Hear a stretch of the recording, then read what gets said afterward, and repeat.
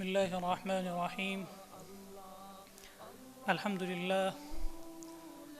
لله رب العالمين والصلاة والسلام على سيد المرسلين محمد وعلى آله وصحبه أجمعين أما بعد. Dear brothers and sisters and viewers, I'm absolutely glad that I'm given the opportunity to deliver something in front of you.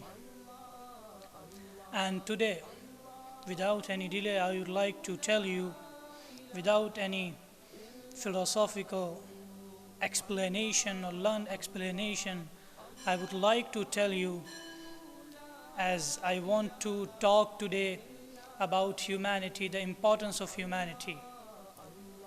Dear brothers, humanity is not a religion. Humanity is not a culture, neither a civilization nor a custom.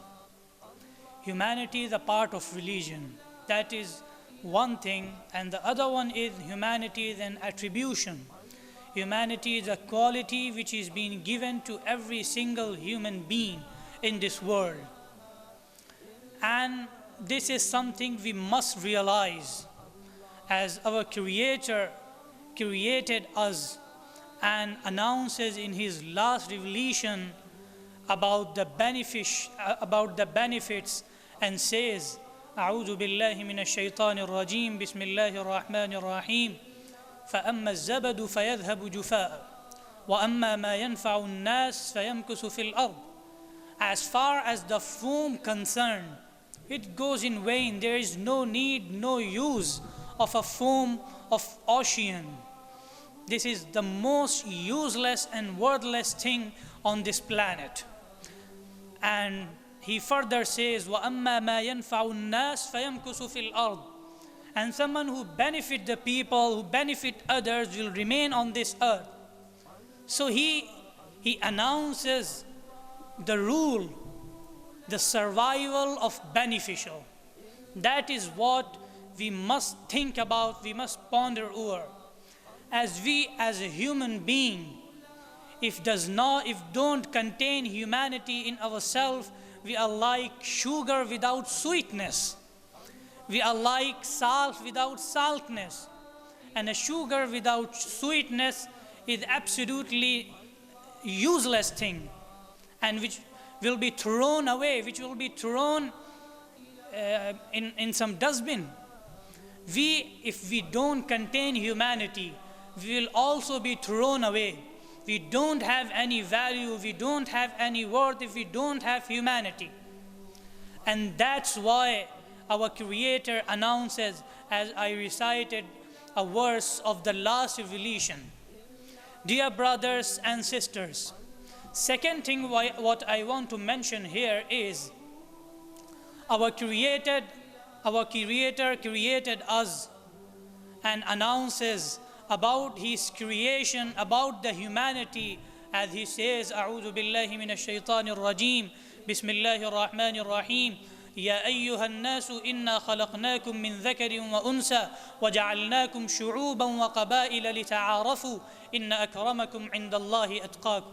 O mankind, we created you with a pair of a male and a female, and we made you into tribes and nations.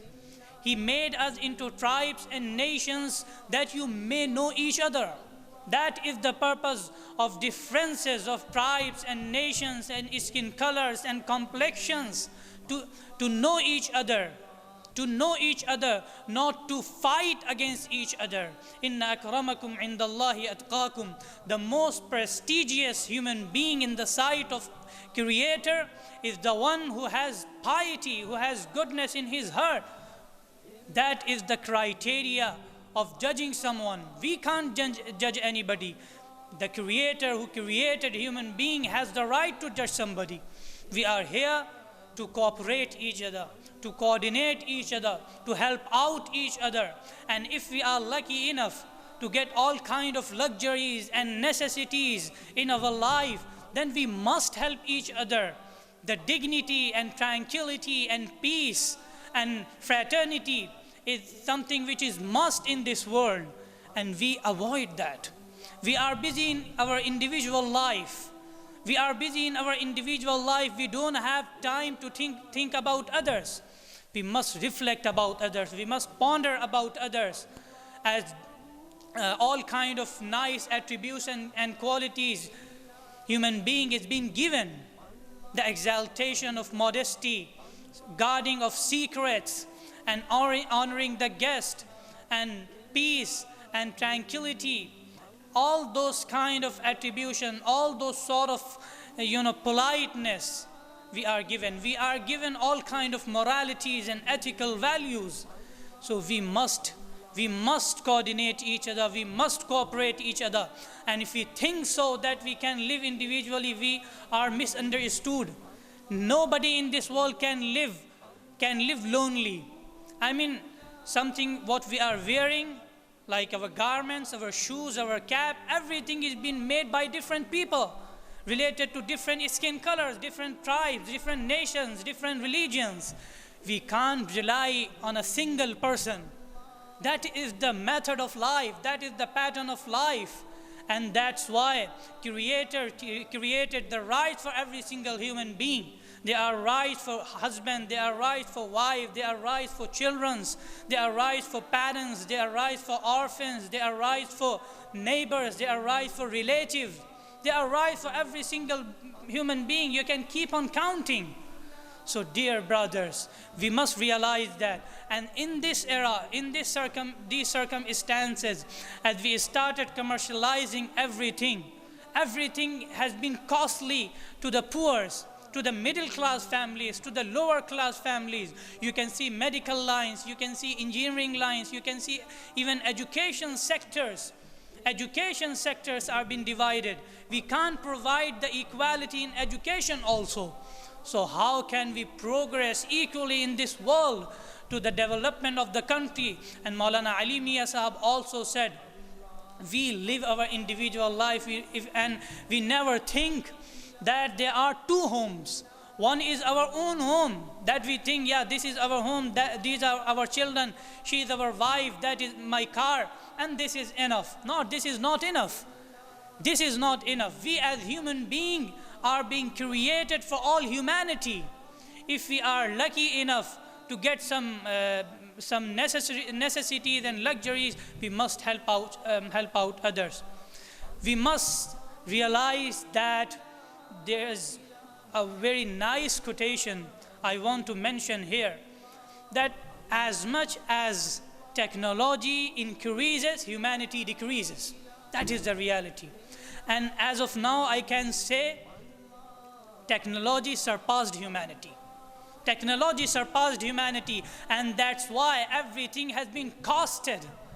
That a lower class family, a middle class family cannot bear those costs. So we must think about others also.